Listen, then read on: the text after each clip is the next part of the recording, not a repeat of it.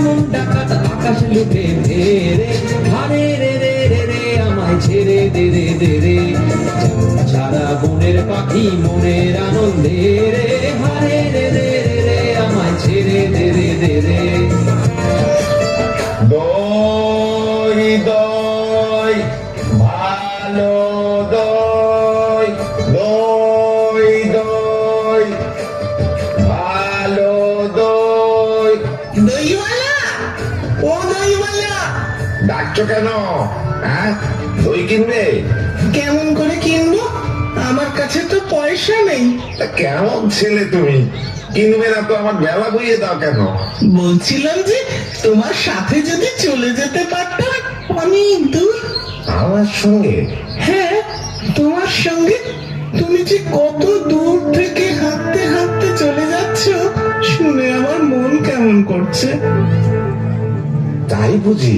তা বাবা তুমি এখানে বসে কি করছো? কবিরাজ আমাকে বেরোতে বারণ করেছে, তাই আমি এখানেই বসে থাকি। আহা হা হা, কবিরাজ বেরোতে বারণ করেছে? হ্যাঁ, কেন, তোমার কি হয়েছে বাছা? আমি জানি না, আমি তো বই পড়িনি, তাই আমি জানি না আমার কি হয়েছে। দইওয়ালা, তুমি কোথা থেকে আসছো? আমাদের গ্রাম থেকে। তোমাদের গ্রাম? অনেক দূরে তোমাদের গ্রাম? আমাদের গ্রাম সেই 5 মুড়া পাহাড়ের তলায়, সামলি নদীর ধারে। পাঁচমোড়া পাহাড়, সামলি নদী।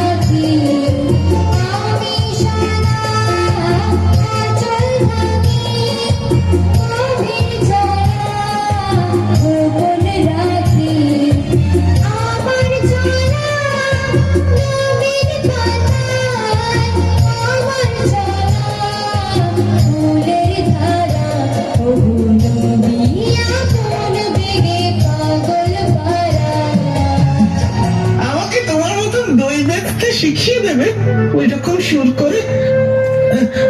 দই দই ভালো দই।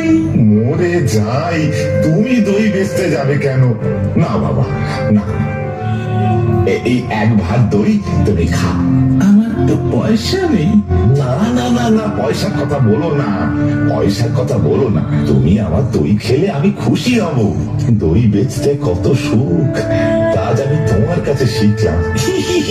তাই